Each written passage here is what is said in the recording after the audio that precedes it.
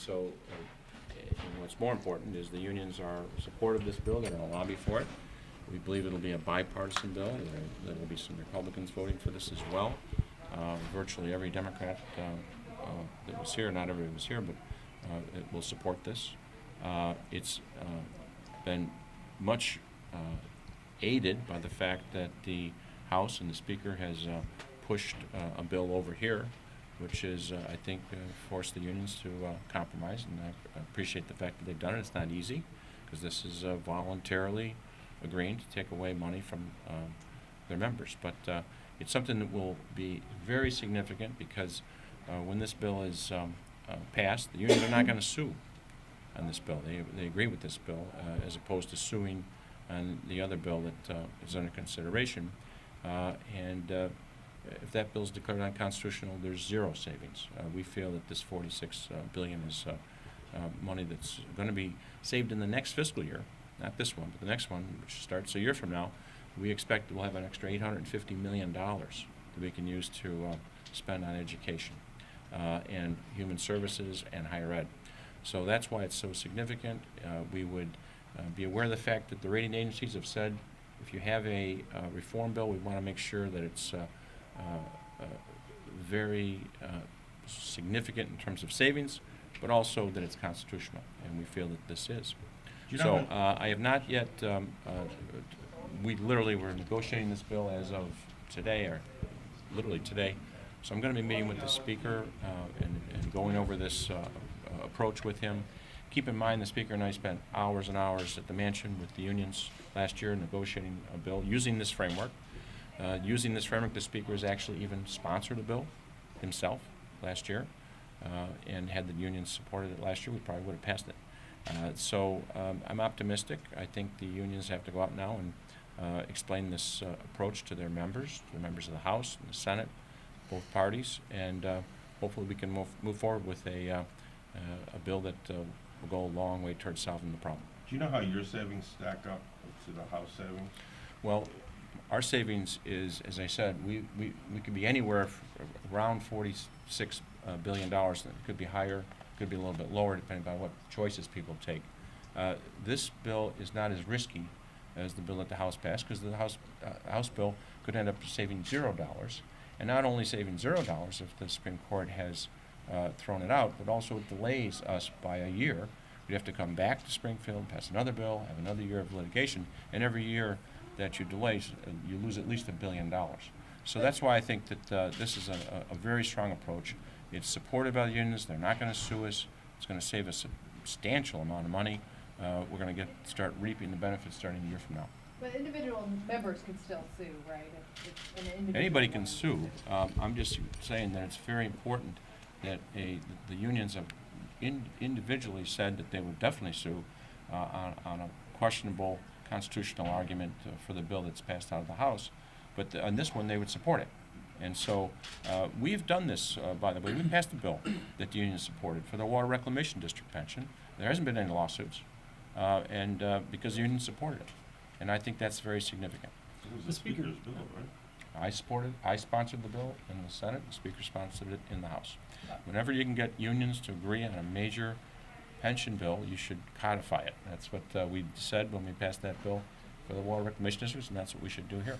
How do you convince the House and the Speaker that consideration has to be part of the final solution? The Speaker has been working with that concept before. He sponsored a bill. I can't remember the bill number. Senate Bill 1673. 1673. He sponsored it.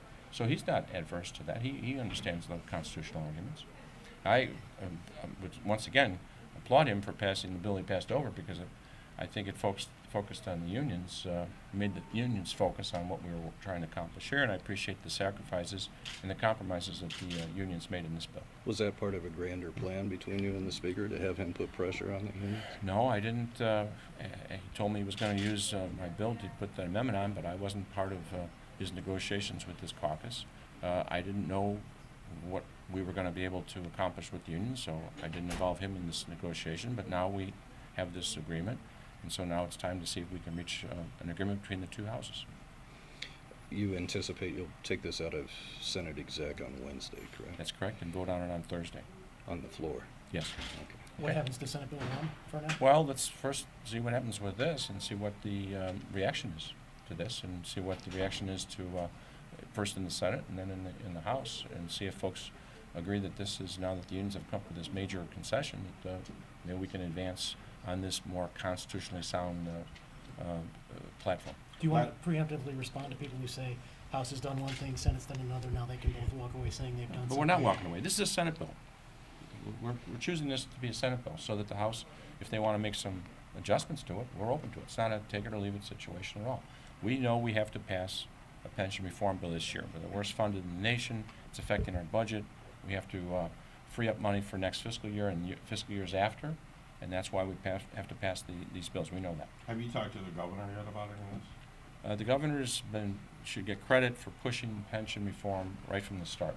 And I think he'd be very happy to sign any bill that we can pass out of the General Assembly with the complications that are involved in passing a bill, both the union's opposition and now support, and the Constitution itself. It's very tricky, very difficult to pass this, but I think the governor would sign just about any bill we can pass. So if this passes in both chambers, you're comfortable spending some of the savings for next fiscal year? Well, we would have to. I mean, that's what, we've seen a big decline in education funding over the last 5 years. That's something which we're going to have to struggle with for fiscal year 14, the one that's coming up right now. So that's why we're doing this, in my opinion, because we're freeing up money for education over the next 30 years. Would this be paid 100% after 30 years? We're keeping the same funding schedule that we have in the law right now, which I think is 90% in 2045. So it's the same schedule we have right now. And so it levels off in a couple of years anyway, right? So your payments would not be accelerating? Is that part of Well, the... when you save $46 billion over 30 years, there's savings every year, and it just varies. And of course, we're talking about a pension system that's based on actuarial assumptions on how many people are going to, how much money is going to be made in the stock market, and how many people retire, when they retire, and how long they live. These are things which adjust every year. So these are guesstimates based on actuarial assumptions, but we are going to save a significant amount of money, and that's why we're before the bill. What's the difference between their savings and yours? Is it because they have a more aggressive COLA? What they're doing is they're unilaterally reducing benefits. Mm-hmm. We're asking folks to voluntarily reduce their benefits contractually. That's how we get around constitutional provisions. So that's why we don't save as much. But I want to emphasize, we really feel this is constitutional.